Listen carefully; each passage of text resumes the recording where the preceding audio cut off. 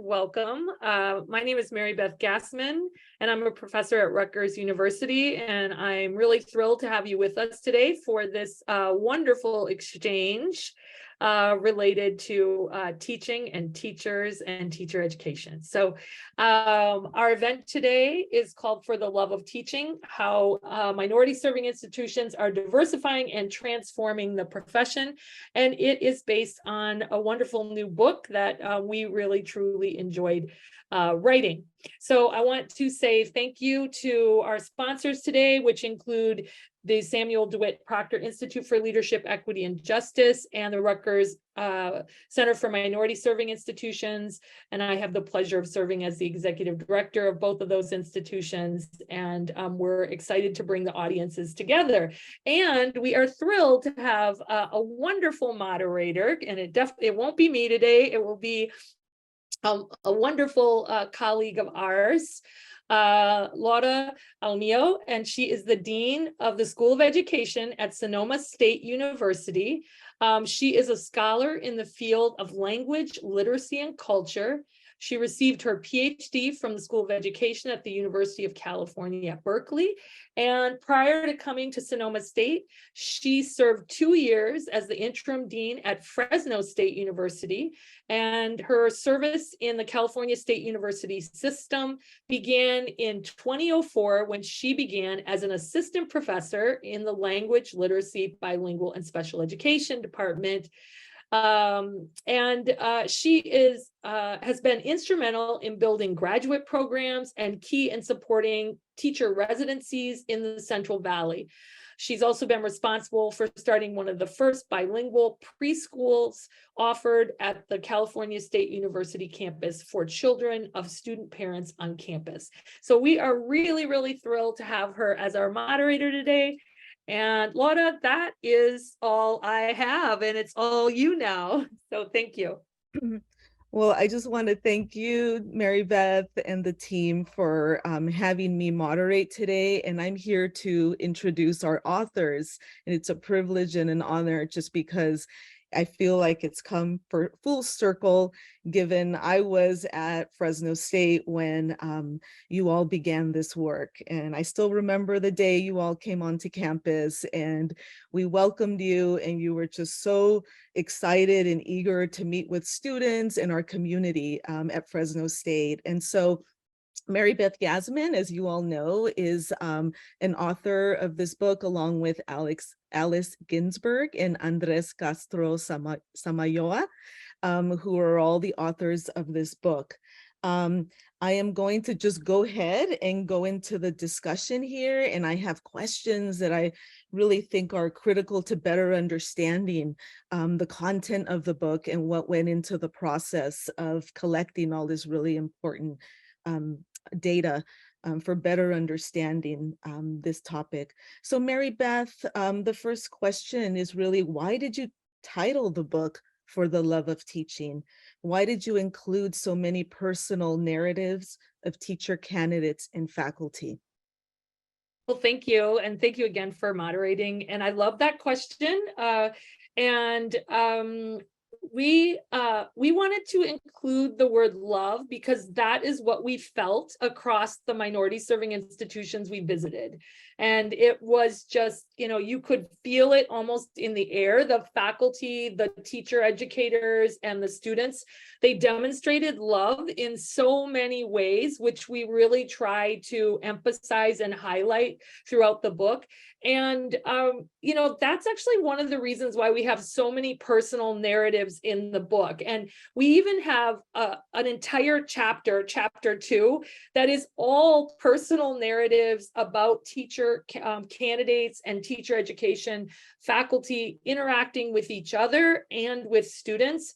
And we tried really hard to highlight their lives and their upbringing and their education and all of the things that shape their lives, even outside of the learning process and the classroom. And I think, and I know Andrés and Alice feel similarly, that these individuals who we interviewed, so many people They have incredible, inspiring stories that really demonstrate the power of teaching and learning, but with love, right? And I think in this society that we live in right now, we could really use that. And I know that children can use that in their teachers. And I just think about all the recent statistics that have to do with how children are feeling and how young people are feeling. And a lot of that has to do with loneliness. And so I think that makes this book even more powerful right now. And I'm so glad that we did this work, even though it was from a few years ago. I think it becomes even more powerful now. And so that is why we put love in the title. That's really great to better understand that title. And I think that just leads us now into the findings of this work. And Andres, I wanted to hear from you, what were some of those main findings from this study? And also, why is this not important, not just for minority serving institutions, but for all teacher education programs?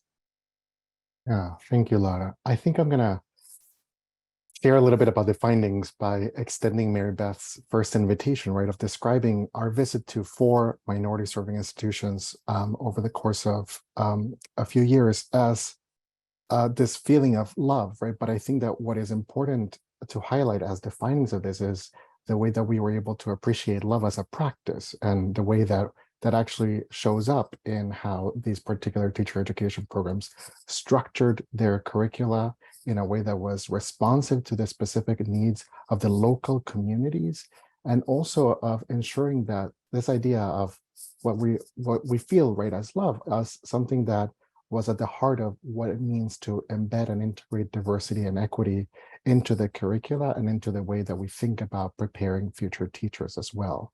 So the way that we saw this manifest, right, was not just about the changes to culturally relevant pedagogical practices in the curriculum, but also then about thinking of teachers in the context where they lived, right? And by that, what we wanted to highlight was the opportunity for all these future teachers to increase their capacities and their literacies to be effective teachers by working alongside local communities, by working alongside the parents of the students that they were engaging with, and by also thinking of themselves, not just but as teachers, right, but also as members of a community that was coming together to advance the future of their local community, not just about their own self-serving desire to become teachers themselves, but actually of localizing themselves in the context of this broader project of try to advance a more equitable future.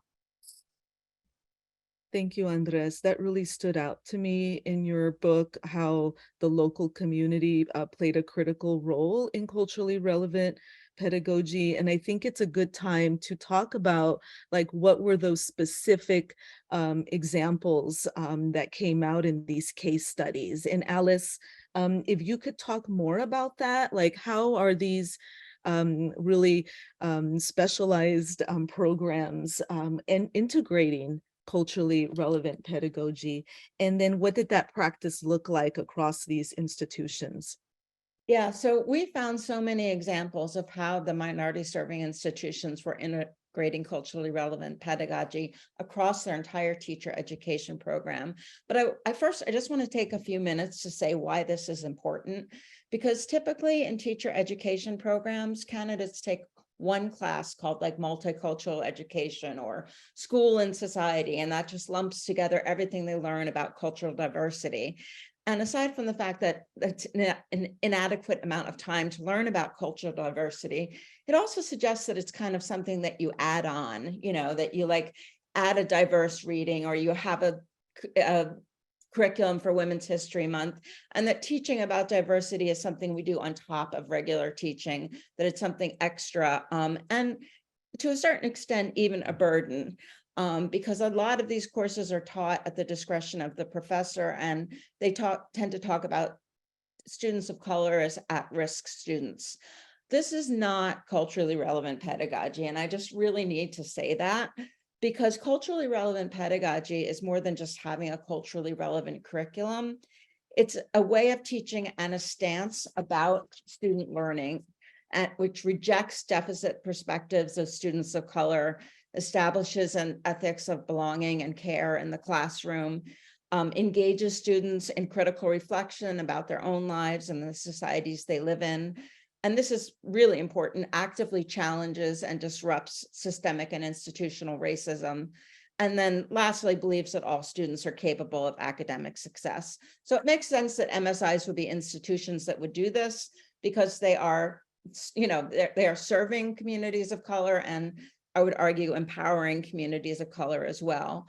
So HBCUs, many of them started as teacher education programs to make sure that there was strong Black teachers during segregation, and the same thing at tribal colleges that are sort of speaking out against forced assimilation. So the example that I wanted to give, we did some research with Stone Child College, which is a tribal college in Montana. And when we first met them, they were in the process of expanding their teacher education program from a 2-year program to a 4-year program, which would be the first 4-year program in the history of their institution. And the reason why they wanted to do that was because as a 2-year program, the local teachers who were part of the Rocky Boy tribe and the Cree culture had to go off campus to finish their teacher education. And now that they have a 4-year program, teachers can stay in the community and work in the school, do their student teaching in the schools where they want to work. So as they designed the 4-year program, they decided to design the whole program around the Cree medicine wheel and the 4 seasons of that, which is a little too complicated to explain here. But again, it's like they designed the entire program around Native culture. And then they emphasize Native values such as working collaboratively, emphasizing experiential learning, or honoring oral histories, engaging families, and learning from tribal elders. So they also did things like they had weekly drum ceremonies to bring the community together. And just a quick quote from the president of that college: "What makes us unique is that we provide a culturally relevant education that embodies our tribal cultural values, our history, our language, and of course, the contemporary issues that we face." So I have other examples, but I'll just stop there. And maybe, after this part of it, I can share some other examples. I think the idea of community is really central to a lot of the work you revealed in this investigation of these MSIs. And the community-centered piece, I think, is something we could talk about more, since it seems to be real central here. And Andrés, MSIs are known to be community-centered. How did these programs include community engagement? And Alice already talked a little bit about that, but could you just tell more about this community engagement piece? Sure. I think that as a concept in educational spaces, we're prone to nodding at the idea that community is important. And I think that the follow-up question to that is, who do we think belongs in this community? So one way to think about teacher ed programs and fostering community might just be to directly tend to the needs of teacher candidates and the students that are part of that program. And that is a limited perspective that is much more insular in how is it that we think about community building as part of teacher preparation. I think that what we were able to appreciate and what we want to amplify from our visits to places like Jackson State University and, and Cal State Fresno, as is familiar to you, Laura, are the ways that the conception of who is part of this community is much more vibrant, much more expansive and inclusive. And then that directly feeds into what it means for these future teachers to conceptualize being a part of this community.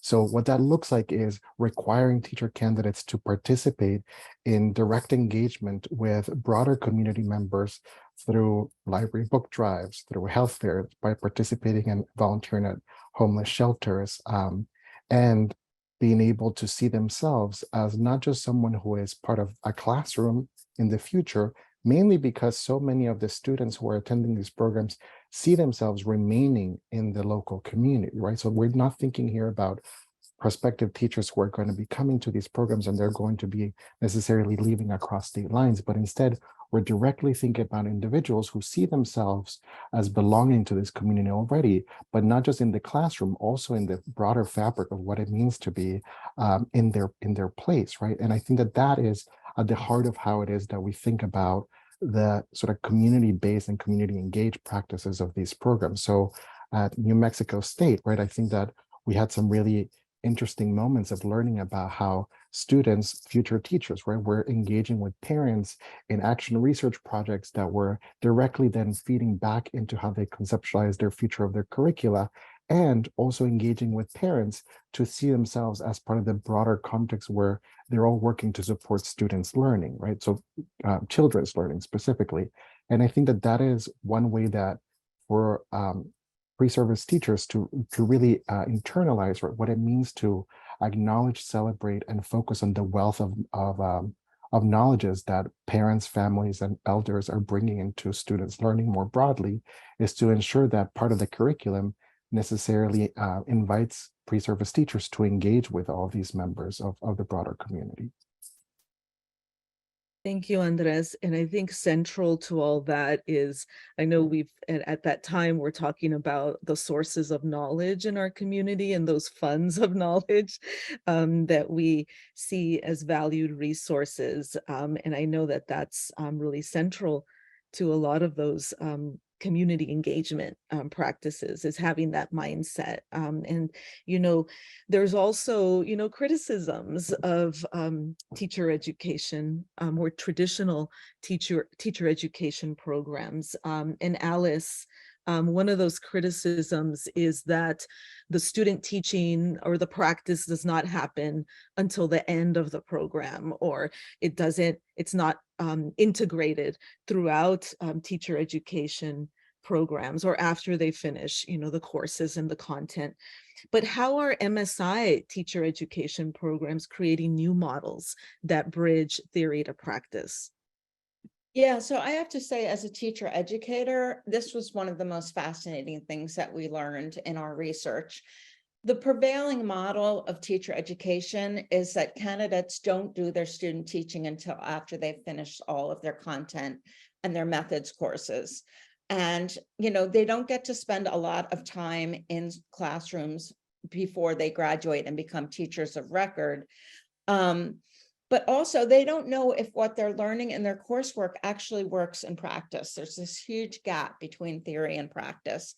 So having candidates be in classrooms from the beginning of their teacher education programs helps them reflect on what they're learning, test their assumptions, revise pedagogy, and then see those changes in real time. So Andres mentioned New Mexico State. They had a program called Blocks, which is similar to a teacher residency program, if you're familiar with that model, where basically the candidates, they don't wait until after they finish their coursework.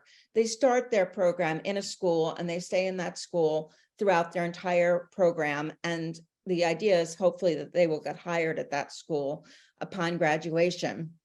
But in just the first 2 semesters, the candidates in the Blocks program logged over 360 hours with children, students, and staff.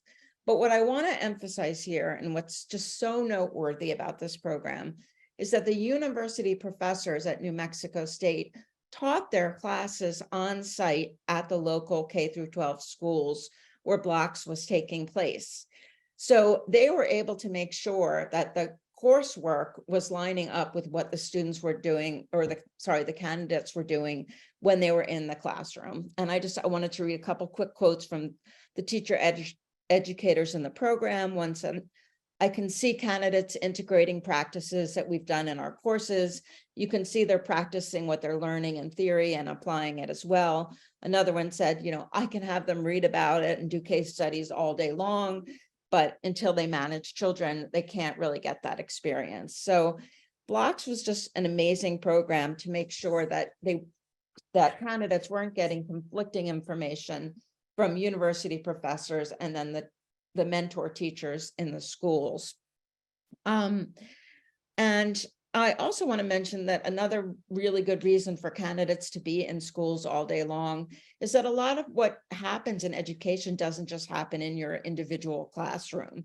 So the Blocks candidates got to see students They got to participate in parent-teacher conferences, in extracurricular activities and events. They got to observe each other's classes. As one candidate said, we're here from 7:30 in the morning when the school day starts, and we're with the students when they go to lunch. It's helpful to see what your day is going to be like when you become a teacher and have your own classroom. Blocks really opened my eyes to what life is going to be like after college. And the only other thing I wanted to say about this model where professors come into the schools and teach their courses in the schools is it requires acknowledging that both teachers in the K through 12 schools and teacher educators have important knowledge, and sort of breaking down that hierarchy that only college professors know about education, and having it be a co-learning environment where they're all working together to support the students and to make sure that what they're telling and teaching, is aligned. So. Thank you, Alice. I think that's such an important point that came out of your book, was this the not only highlighting the importance of the community, but in schools, and looking at beyond the professor or the faculty, like who else who are the mentors, who are the other teachers in schools. And so I think, what also came out is that there are solutions. There are solutions to transforming how we prepare educators. And Marybeth, the last chapter of your book is the call to action. And I'm wondering if you could talk a little bit more about that. What are you all recommending and why? Sure.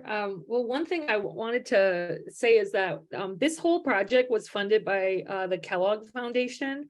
And one of the things that happens when you have a funded project is that typically you have to talk about outcomes, right? You have to talk about the impact that you're going to have. And for us, originally, we did a whole variety of things where we held a national convening. We did a national report related to this topic. We wrote a lot of peer-reviewed articles.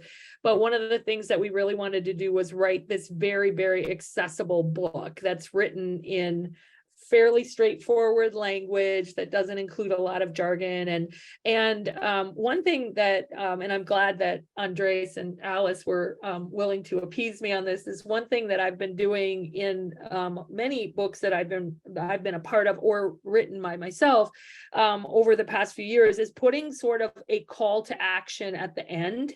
Because I think, it's great to read these wonderful stories and to read about this wonderful practice, but then you want to say to yourself, well, how do I put it into action, right? What can I do in my own institution? What should I be looking out for if I'm a teacher? If I'm a teacher educator, what should I be thinking about? So that's kind of why we included this call to action. And I'm just going to highlight some of the things that are included. And so, for example, we and Alice just talked about this, so I just want to kind of like make sure everybody heard this because it's so important, and that is expanding student teaching and clinical practice. So ensuring that students have more experience and throughout their entire teacher education program. I mean, Alice gave some examples of that, but it's just so important, and we saw that as being central to the success of these teacher educators. Another thing that we saw are the use of cohort models to promote the retention of teachers of color. And cohorts really ended up transforming the candidates' commitment to their educational calling with this sort of sense of purpose and possibility, but also solidarity when things get tough. So because people went through in a cohort and they had a very much a tightness to the cohort, they're there for each other. So we definitely advocate cohort models. Another thing is just the minority serving institutions, they really demonstrate a wraparound support for candidates so that the teacher candidates feel cared for and they have a very enriching experience. And one of the things that we noticed, and this has to do with this wraparound support, is that the teacher candidates in our study, they faced a variety of barriers as they were going through the process. And keeping in mind that at minority serving institutions, a lot of the teacher candidates are coming from first generation backgrounds, low income households. And these programs that we looked at, they accounted for those backgrounds. So they would think about financial need, when courses were scheduled, transportation, internet accessibility, maybe various kinds of supplemental stipends, from support for childcare or testing fees, which can end up being very, very costly. And so the programs recognize the kind of structural barriers that are in place that might stop people from being successful, even though they have all of the intellectual capability and all of the will. There are these structural barriers, right? And another thing is that we also, and this is really hard, I think, but we talk about respect for the teaching profession, right? We know that in many countries around the world, teachers are respected and looked upon as, pillars in the community. And we really wanted to emphasize that we need to almost take back the narrative about teaching and teachers and really put forth a narrative that shows respect and honor of the teaching profession. And we were able to see that within the communities at these institutions, that teachers had played an incredible role in the lives of people. Another, in the call to action, and this is really for anybody reading who's not at an MSI, right? For people who might be from majority institutions, one of the hallmarks of MSIs is this idea of communicating the success of their students. So really believing that students can succeed and telling them that, believing that students belong and telling them that, that makes a huge difference in whether or not people stay in teacher education programs, and when they go into the classroom, that they communicate those same messages to the students that they are teaching. So communicating success. And then the last thing, and this really goes back to your first question, Laura, and that is, the title of the book, right? For the Love of Teaching.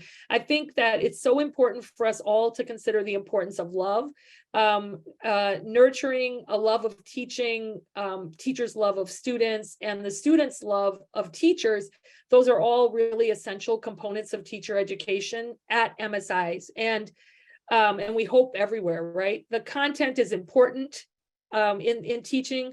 Especially content that's rooted in culturally relevant pedagogy, but love and care are really the foundation of good teaching and effective learning, and also of having longevity in the teaching profession, right? We have to create these better environments. And so I think for all of us MSIs, from MSIs, we can learn the promising practices that can teach us what a love for teaching looks like when and this is so important, when racial equity is front and center in the way that we prepare future generations of educators. And Marybeth, can I just jump in there and say that when we met with candidates at MSIs all across the country, we heard so many stories of teacher candidates who, when they were students, were told they didn't belong, that they were dumb, that they smelled, that they didn't speak English, that, and the heartbreaking stories, but it enabled them to want to go on and change that for the next generation. And I think that's also a place where love really came into what we found. Thank you to you both. I agree with everything you said. And I love the highlight of, highlighting what works, what's been working in MSIs, in our programs, and all our colleagues in MSIs that are already doing this work, I think would agree with a lot of your action items at the end. And we're going to start by taking questions from our attendees. And you just spoke a little bit about this, Marybeth, of when you talked about the call to action, but one of our attendees is speaking more about the shortage, the nationwide shortage of teachers. And, is your call to action a call to revolutionize teacher ed programs? But how do we re-energize people to go into the teaching profession? And I think it's to everyone. What are maybe some other action or call to action that we can do to get people interested and energized to come work in schools with children? Alice, do you want to take a lead?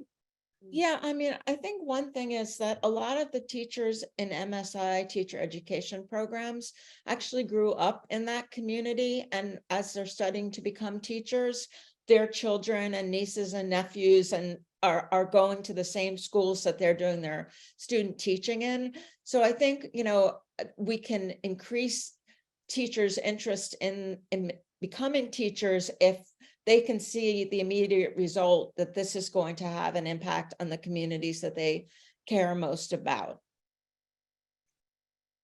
Yeah, and I also think, I mean, and I'm just going to look at this from a larger policy perspective as well, is that I mean, it's going to sound kind of weird, but it's very, very important that everybody be registered to vote and vote and be active when it comes to your local schools. And when you hear people disparage teachers, speak up. That it's important to do that.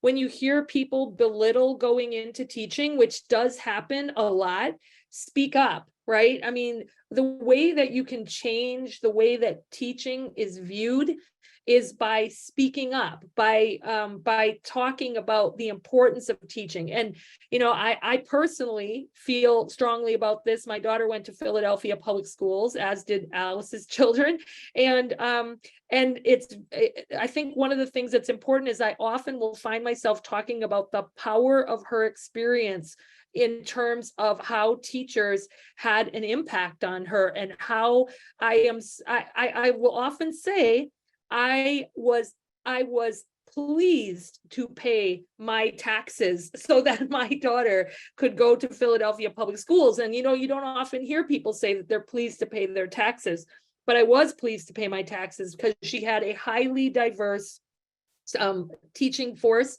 and she went to highly diverse schools. So I think that's deeply important, because we're not always going to be in a situation where the teachers are coming from the local community, right? I mean, that is optimal, but we're not always in that situation. And so I think in order to increase the value of teaching, the way that we think about teaching and teachers, is we all have to play a part in that. We all have to honor and respect teachers. And when you hear people doing the opposite, we need to speak up. That's just my personal perspective on it as well.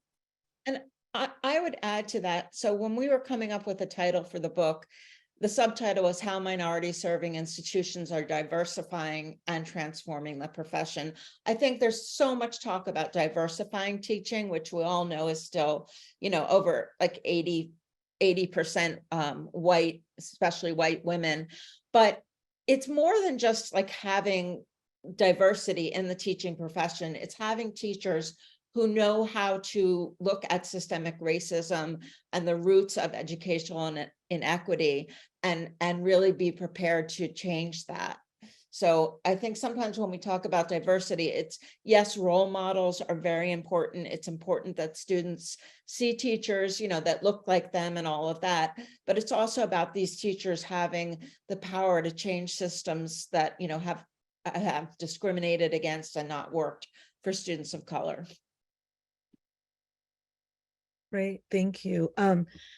Yeah, I one of the other areas, and one of our attendees has a question around retention of teachers, and I think particularly for educators of color, where we often see educators of color, those new teachers getting placed in classrooms that are perceived to be the most difficult, right? And so how do we approach that? How do we use the love of teaching is what the attendee, and I love that phrasing, to work on retention. And interested to hear your thoughts on that.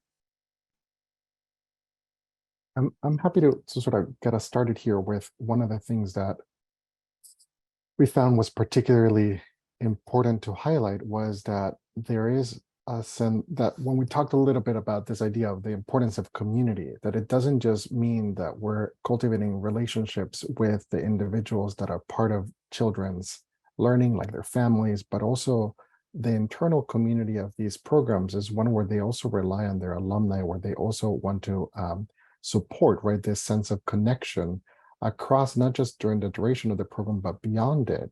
And I think that it's then important to have this sense of commitment, not just to place, but also over time to the profession.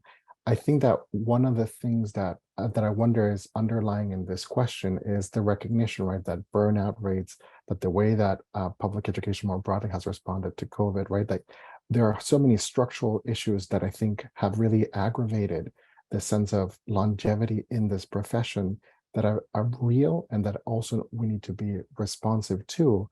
And I think that beyond just valuing those who are in the profession, it's really Marybeth's point of ensuring that all of us, irrespective of whether we are teachers ourselves, can really do some real talking and walking of supporting the profession and valuing it as something that is deeply critical in this politicized moment. I think that right now it is so evident how we're seeing that the field of education has become a particular battleground for a lot of highly charged and politicized racism, and teachers then are the ones who are responding to that. And I think that all of us who are supporting teachers alongside really need to then be heeding that call of supporting those who want to remain in the profession, because it cannot just fall on those who are directly affected by it. I think that that is one of the larger points here that I think comes across, is this idea of shared commitment, shared love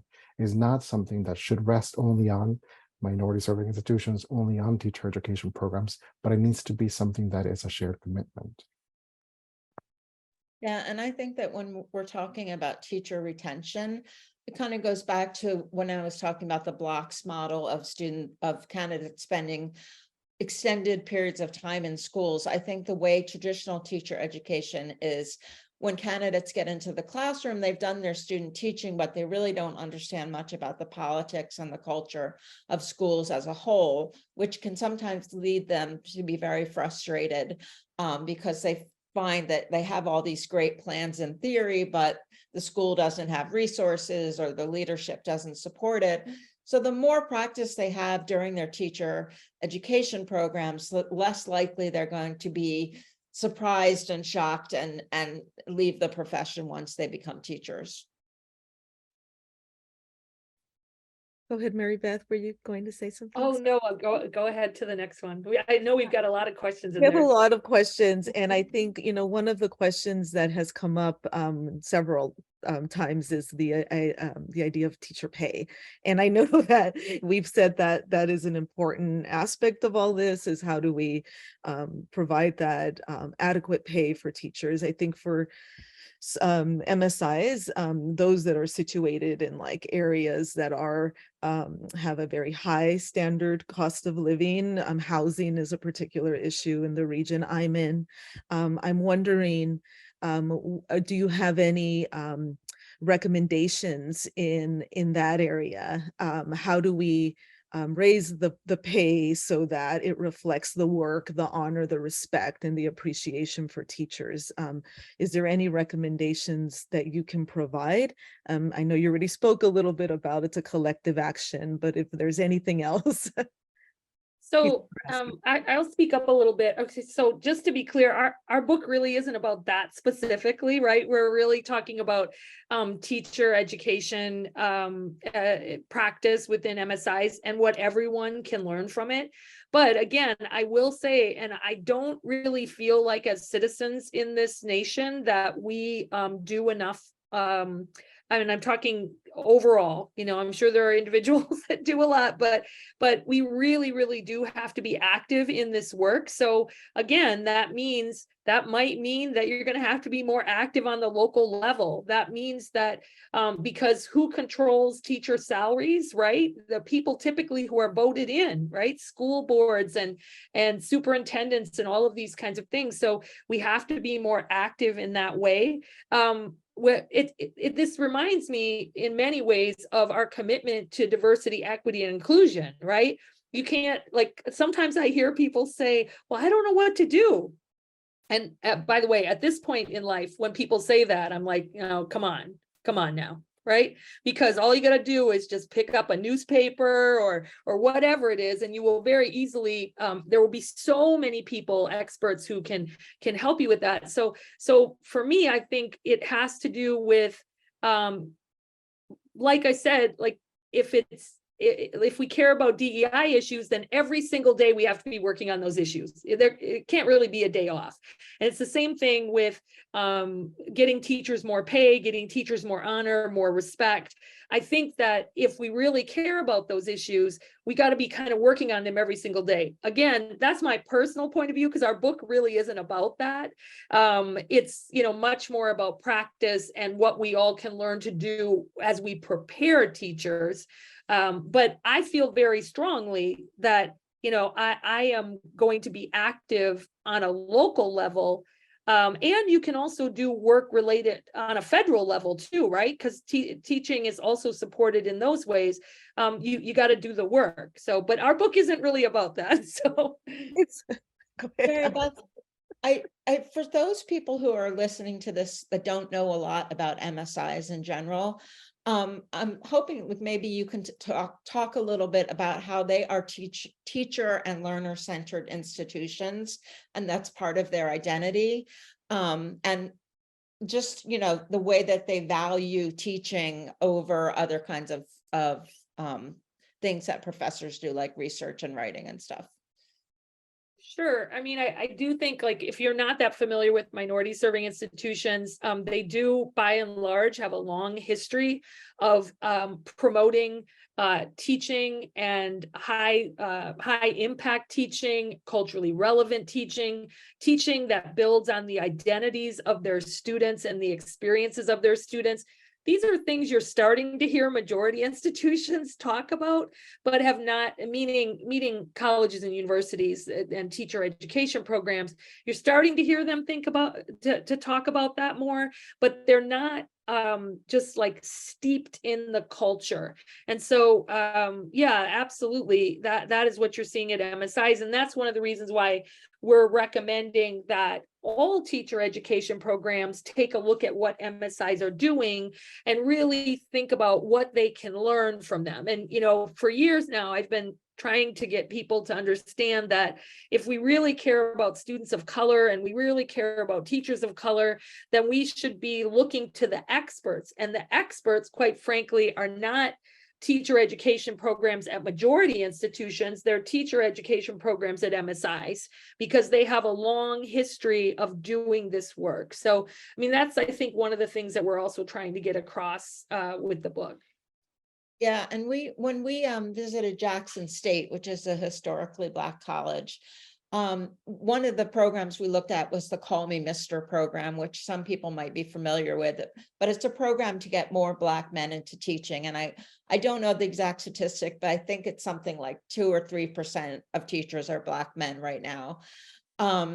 So that program was, what was really interesting about that was the director of the program said that they would take students into that program, some of which had really low high school GPAs, but after like a year in the program, you'd never be able to know which students came in with those low GPAs because they lifted everybody up. It wasn't about just, who was the smartest and the best student in the class, but it was about working together as a community to make sure that everyone in the program was excelling.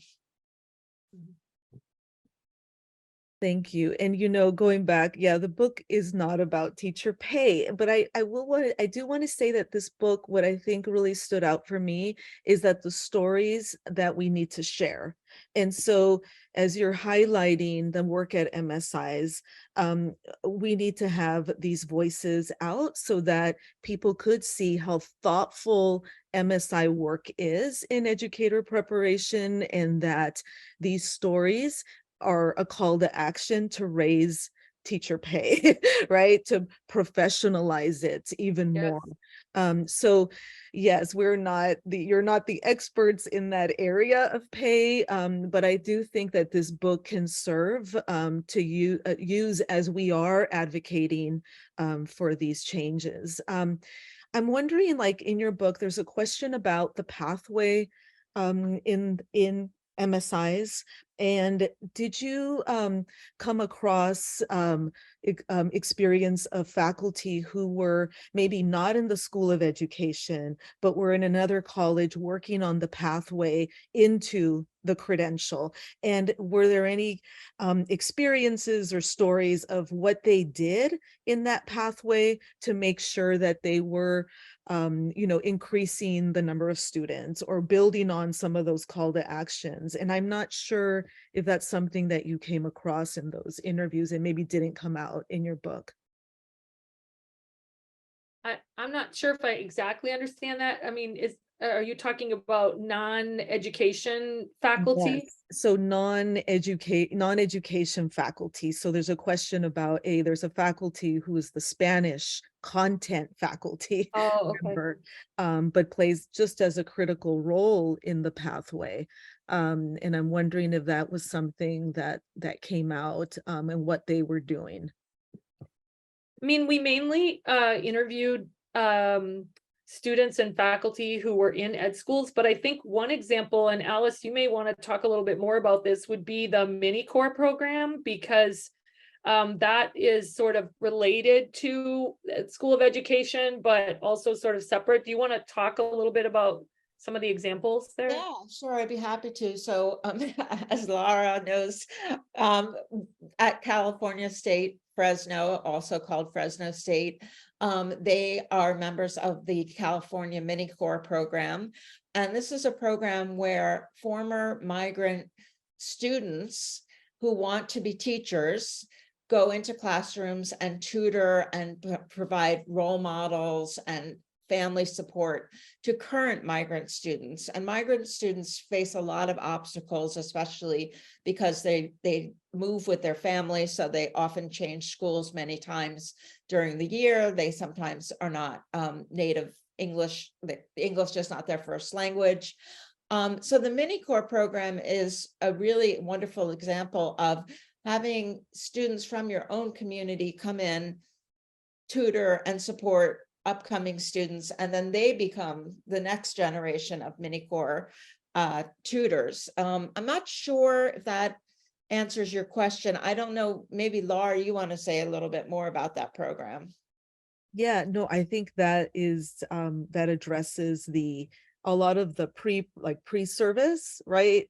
It doesn't always happen in the School of Education, and there are a lot of key players that are already building the culturally responsive approaches, right? In the pathway. And I would say that we need to draw on those faculty also, and programs like Mini Core. And Mini Core is a statewide program in California, and they're actually models for what we now see as teacher residencies that are, it's nationwide, but in California, because of grants that are available through CTC, there is a now increase in residencies. And you actually do talk about teacher residencies in your book. And I'm not sure we talked about that of the rural residency. And I know, Alice, you wanted to kind of expand on that a little bit, and maybe that's another example. Yeah, so the Fresno State Rural Residency Program, most of the candidates in that program are Spanish speaking from rural neighborhoods. And in the program, I'm just gonna go to my notes for a second here. They had the candidates do all sorts of culturally relevant exercises, and one of them was to create, and I'm sorry if I'm not pronouncing this correctly, but a loteria card, is that how you say it? Which is a Mexican game similar to bingo. But on the front of the card, they had to draw an image, and then on the back of the card, they had to make a statement about what teaching in the Central Valley meant to them. And what was really interesting, so for example, one teacher replaced the teacher's apple with a mango because that was the fruit that, you know, she loved and that reminded her of her family gatherings growing up. Another teacher drew a picture of a butterfly with the two wings representing her bilingual and her two identities. And there was one quote in the book that I wrote down because I really wanted to share it, where a candidate said, culturally, I struggled a lot as a child to identify as being American or being Mexican. I was too brown to be considered American, but my dad wasn't born in California and didn't work in the fields, so I wasn't Mexican enough. So having teacher candidates grapple with, how they came to terms with their own identities enables them to go through that process and model it for their own students when they become teachers. Great, thank you. So there is a question about child development programs at an HBCU. And the question is, are we looking at developmentally appropriate care and education for infant, toddlers, and preschoolers? And these are teachers too, and often are women of color. And I know that again, that is not the central focus of this book, but I'm just wondering, given your expertise at MSIs, how are we looking at this particular area? And I will say in California in particular, there are a lot of changes for early childhood educators, and those changes are also now impacting, when we look at affordability, being able to more additional expectations for licensing. So I'm not sure if that's something you could address, but I think it is something that is prevalent now on our campuses. I think the first thing that comes to mind is the program that you helped start at Fresno State. They had a child care center on site in the ed school where faculty could bring their children, but also where teacher candidates could, practice doing early childhood education. And that just seemed like a win-win for everybody. I don't know if you want to say more about that, but that's a very different model. And so so many CSUs do have early education centers on their campuses. And I think those faculty in education schools who are often early childhood experts work alongside the early ed centers to make sure that the curriculum is developmentally appropriate. It's an interwoven partnership between these centers and faculty experts.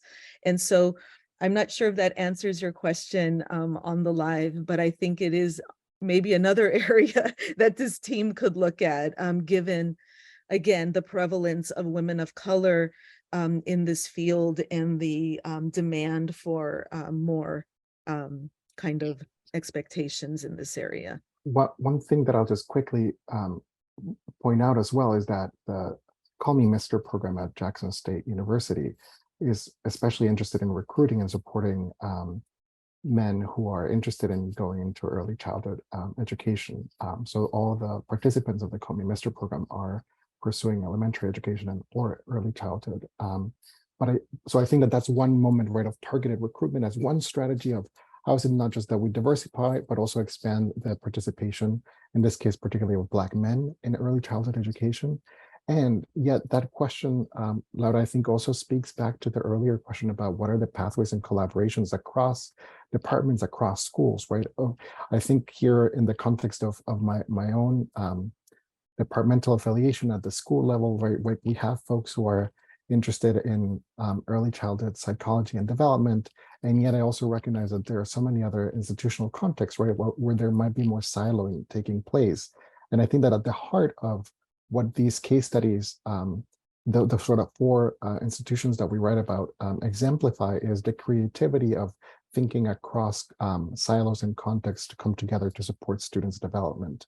And I think that that is, I think, the sort of blueprint, if you will, or the template of how to approach all of these other questions that I think folks are asking about is, how do we think beyond just the immediacy of the sort of structural barriers or contexts that might hinder the way that we're thinking about developmental or developmentally appropriate approaches to supporting early childhood, not just in the teacher ed context, but also in other departmental contexts as well, right? I think that at the heart of that is that sense of how effectively MSIs are at building community across all of these contexts. And Laura, I also wanted to bring up, this isn't with this project, but for another project that Alice and I are working on with Jobs for the Future, we're working on a project related to registered apprenticeship. And one of the areas, especially I would say for HBCUs, this could be really advantageous, but all MSIs, is to set up registered apprenticeship in early teacher education, because what happens is people can get their degree and they can also get their teaching experience and be paid, and through like federal registered apprenticeship programs. And there's a lot of money available through the Biden administration for registered apprenticeship to set up these programs right now. We have a whole other project with the Department of Labor that we are working to help set up these types of programs for MSIs. So when that question was first asked, I wasn't really sure how to answer, because our book is definitely not about that besides the Jackson State students. But I will say that all of a sudden I started thinking registered apprenticeship. That's an area where you really can help and get more, especially women of color, because that's who's mainly in those positions, to get them paid, to get them certified, to get them more access to sort of just a higher level of employment. So you're absolutely right, Marybeth. I think that you bringing that up then makes me think of our teacher residencies and the support for candidates to be paid during that year of the program, and how, like, my colleagues on my campus, I mean, we're not only providing those funds through the grants, but we're also looking at the wraparound services that you've all talked about. And that's such a critical part to this, like the testing barriers, the testing fees, the paying for the first year. Like, how do we think about, like, for a first year teacher to even pay, you know, the deposit to stay in an area that has a very high housing, you know, crisis. So I think there's so much to think about as we think, you know, what about this area? What about this area? But I think what your book is showing is that there are solutions from MSIs, and highlighting those, and then can lead to maybe other ideas like the apprenticeship model that I know many community colleges in California are starting to kind of wrap their heads around, and then working with you know, campuses close by to see how there could be a partnership with the community college and the CSU campus. So just to kind of expand on that a little bit. Yeah, and we didn't go deeply into the whole testing issue in our book, and there are other books out there that really do go into that. But we certainly had candidates tell us that the cost of the certification tests and things were huge barriers. And I mean, I remember one candidate saying something like, I had to choose between paying for the test and putting food on my table. You know, I mean, it's that stark in a lot of cases, so. It is. All of us that have been experiencing that with all of our candidates for so many years. I'm looking at the questions, and I know that, you know, accreditation is a big kind of looming cloud for many of those of us at MSIs, just because the amount of work that goes into accreditation, but knowing that it keeps our doors open. And I'm wondering, you know, in your experience with MSIs, did that come up? You know, how do we look at the impact of accreditation on MSIs? And was that ever, did that come up in your discussions with faculty or deans or anyone on those campuses? So I'll answer that. I mean, that's not something that we discussed with a lot of depth, but from other work I can comment on it, and that is that, you know, of course, accreditation is incredibly important. I think, you know, there's a long history of MSIs in particular, because they have fewer resources, and also because most people are doing 3 jobs rather than the one that their majority counterparts are doing. One of the things that often can happen is that it can be very, very strenuous. Now, everybody who's been through an accreditation process knows that it's an incredible amount of work, especially the teacher education accreditation processes. But imagine that when you have staff, and this is where I think our book comes in, teachers and staff who are in situations where there's an enormous amount of work on their plate and they have few resources. And here's the other thing: they're providing wraparound services to students who come from under-resourced communities. So accreditation, yes, incredibly important, but I think that, and I've said this a long time, whether it's institutional accreditation or program accreditation, there needs to be some kind of support from these organizations, especially when it comes to MSIs, who are doing the lion's share of work with low-income, first-gen students of color. That takes more time. It takes so much more time to take care of an entire person rather than just one aspect of them.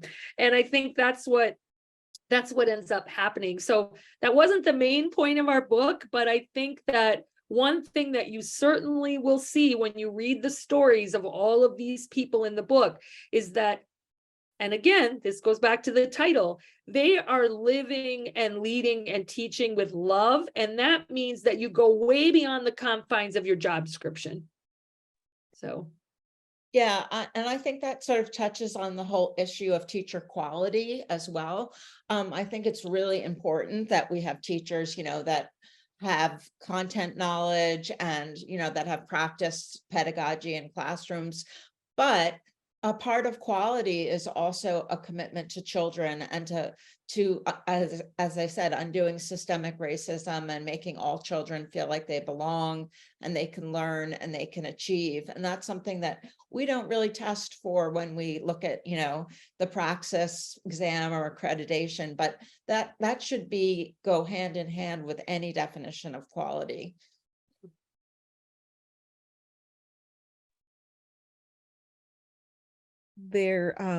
So I unless there are other questions that the panelists, I'm not sure if there are other topics maybe that the group would like to explore, but it seems like the questions have been answered to I think a really in-depth level in the chat.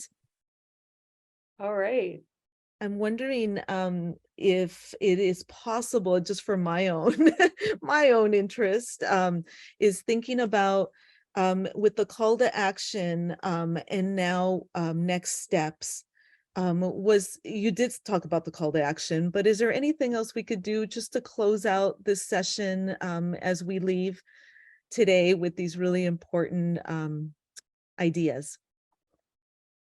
Well, I mean, I guess one thing I'd like to leave people with is, first of all, I hope that you'll read the book. It's not an enormous book. It's small and manageable, but I think that I would just hope that you would read thinking about all that you can learn from people who are working day to day to empower future teachers of color, students of color, communities of color, because that's actually what's happening here, right? Is that these individuals are empowering the larger communities around them.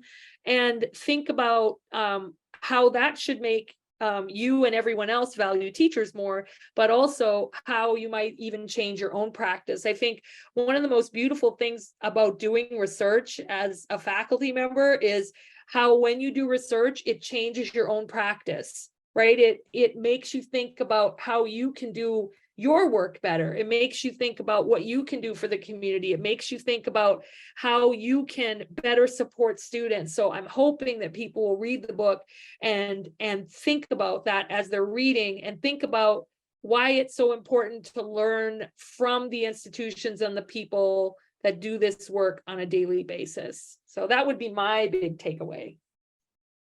And I would say within the confines of the grant that we got to do this research, we were only able, I shouldn't say only able, but we only looked at 4 minority serving institutions. We know that there's so much interesting work being done at other minority serving institutions. And I would just say, for funders and policymakers, this is the place to look at and invest in, because these are the places that are doing the most innovative and transformative work. Especially, it's relevant for all teachers, but especially when looking at issues of race and cultural diversity.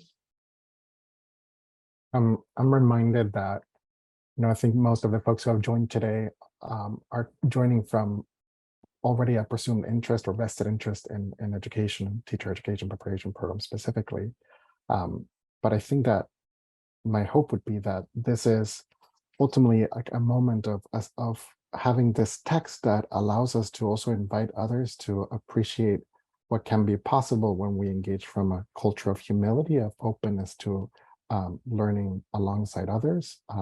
That certainly speaks, I think, to my experience of having been able to engage alongside all the folks that were sharing their wisdom with us as part of this project.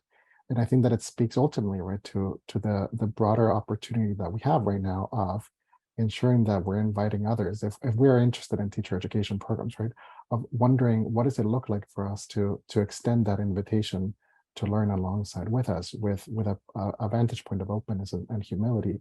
And I think that is at the heart, right, of what it means to then really be listening to what hopefully we've been able to share in the text in the book. I want to thank you, all the authors and our attendees. The acknowledgement to the Proctor Institute is really important for acknowledging not only this work, but just the work of MSIs, and it's very validating. You also have the link to purchase the book, and you get a special discount if you order it through that link. And you will be receiving the recording if you registered for this webinar, which I assume you all did. So I want to thank everybody, and this just inspires me to leave today with hope and energy in this work. So thank you, everybody. Thank you, Laura. Thank you. Thanks, Bye-bye. everybody.